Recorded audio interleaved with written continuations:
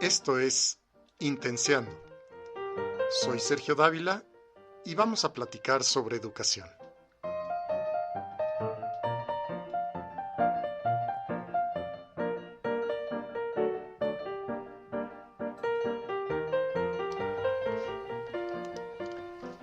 Caminando por las calles de la ciudad, de pronto encontré a mi paso un bote rebosante de basura. Es común que por las dimensiones de estos recipientes no se den abasto y la gente deje basura apilada a su lado. Entre las bolsas de basura distinguí algo que me resultó familiar. Se trataba de trabajos escolares que alguna madre cansada de tenerlos en resguardo en casa decidió que su destino final fuera el mismo que las sobras de comida, latas vacías y demás desechos que condenamos al exilio con la esperanza de no volver a ver jamás. Reconocí cuerpos geométricos, de esos que los chicos deben recortar y armar, doblando y pegando para después montar sobre una base de papel cascarón y exponerlos junto con sus nombres: pirámide, cono, cilindro. También había una tabla periódica de los elementos copiada en una cartulina que también debió formar parte de la tarea de algún chico, y una maqueta que mostraba con plastilina las partes de una célula. Uno podría pensar que lo importante no son los trabajos, sino el aprendizaje que estos generaron en los estudiantes. Que los trabajos son efímeros, pero el aprendizaje permanente. Que los trabajos escolares son la envoltura desechable del conocimiento permanente. Les tengo malas noticias. Nada más alejado de la realidad.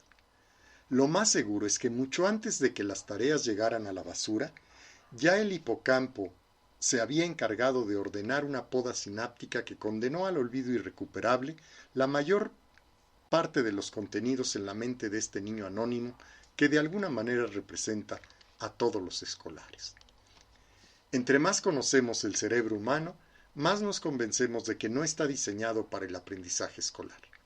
Es un órgano maravilloso, sí, pero está dispuesto a olvidar toda la información que no tenga una relevancia relacionada con nuestra supervivencia como especie, o que no nos sea significativa, emocionante o útil para nuestra vida. El olvido es una función cognitiva de vital importancia, pues nos permite no sobrecargar nuestra memoria. Cada noche, el hipocampo decide qué información del día fue relevante y conviene fortalecer, y a cambio, ¿qué se puede olvidar por no ser percibida como necesaria o útil? Así, se puede retener con facilidad cómo era el ambiente que existía en la clase de matemáticas cuando estábamos en secundaria y cómo nos hacía sentir el maestro. Pero quizás hayamos olvidado la clasificación de los ángulos o el teorema de Pitágoras. Y de manera irónica, hay que reconocer que el hipocampo puede decidir en la mente de los adolescentes recordar íntegra la letra de una canción de Asesino o Bad Bunny, pero olvidar la definición de democracia, las leyes de los exponentes, o cómo acomodar en el tiempo etapas históricas como la Revolución, la Independencia o la Guerra Cristera. Los profesores lo sabemos por experiencia. Los alumnos olvidan la mayor parte de lo que enseñamos y a veces incluso de un día a otro. Lo intuimos, lo sufrimos, pero difícilmente nos atrevemos a cambiar nuestras prácticas, pues están tan arraigadas que seguimos reproduciéndolas o nos autoengañamos, pensando que es culpa de los alumnos o de sus padres que no les exigen. El aprendizaje escolar se parece a pretender conservar agua en el cuenco de las manos, para después frustrarnos porque ésta se nos escapa entre los dedos. En pleno siglo XXI, ya sería tiempo de cuestionarnos seriamente la utilidad de las tareas que consisten en copiar párrafos de un libro a una libreta, contestar cuestionarios o hacer resúmenes del libro de texto, iluminar mapas o hacer maquetas. No digo que haya que desterrar totalmente estas prácticas de vez en cuando sino utilizarlas solo de vez en cuando y ligadas siempre a algún objetivo intermedio de aprendizaje. Pero hay que dejar de pensar que son útiles para fijar los contenidos en la mente de nuestros alumnos, lo cual no es cierto, es una falsedad. Hoy sabemos que para favorecer que un contenido escolar tenga posibilidades de instalarse en la memoria a largo plazo, son necesarias dos condiciones. La primera, que sea significativo, es decir, que pueda ser relacionado con aquello que el alumno ya sabe, puede hacer, le interesa o le es útil en el aquí y en el ahora. Y la segunda, que sea emocionante. Nadie aprende contra su voluntad ni de manera pasiva.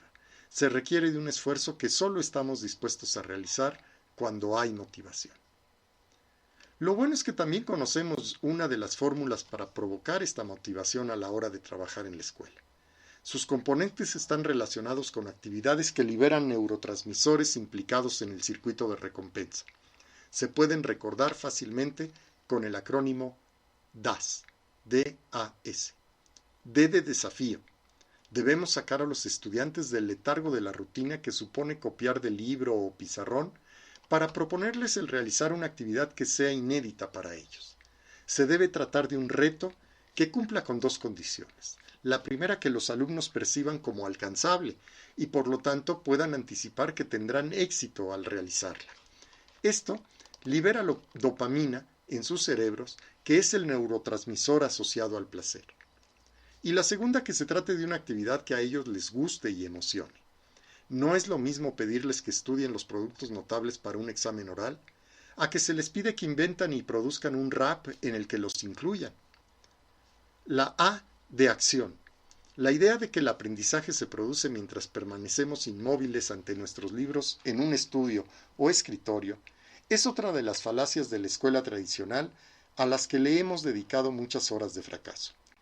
El aprendizaje requiere de repetición, sí, pero no de repetición pasiva ni intensiva. Requiere repetir con novedad, en diversos momentos, en diversas situaciones. A los chicos les cuesta trabajo concentrar su atención para estudiar un periodo de más de 15 minutos, pero pueden dedicar horas a preparar un podcast o un video musical en el que traten su opinión sobre un tema polémico o representen un acontecimiento histórico. Esta dedicación es posible gracias a la liberación de adrenalina que los prepara y acompaña durante la actividad para lograr cumplir con el desafío propuesto. Y la letra S de satisfacción. La experiencia de terminar un producto que representó un esfuerzo al que dedicaron horas de trabajo, sobre todo cuando tienen la oportunidad de publicarlo o exponerlo ante otras personas, no es comparable con la satisfacción de sacar una buena calificación en un examen. El llegar a la meta conlleva la sensación de saberse capaz de hacer algo que no habían realizado anteriormente y por tanto saberse capaces de seguirse replanteando nuevos desafíos. Esta sensación es provocada por la serotonina, que es considerado el neurotransmisor de la satisfacción. Se pueden involucrar en los desafíos la creación de cómics, videos, incluso de TikToks, podcasts, otros productos o incluso dejar espacios de libertad para que ellos tomen decisiones a partir de diversas opciones que nosotros les proporcionemos. Proponer actividades que involucren el circuito DAS de recompensa no solo potenciará los resultados de aprendizaje, sino que hará más disfrutable y llevadera la escolarización, no solo para los estudiantes, sino también para los maestros que podemos ser testigos en primera fila del desarrollo de sus competencias.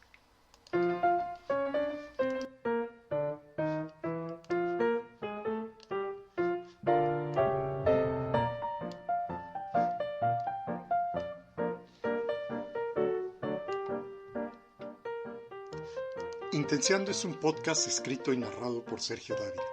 Forma parte del proyecto Indocentes que puedes encontrar en redes sociales. Si te gusta, apóyalo activando el botón para seguirlo y compartiendo con tus amigos y colegas.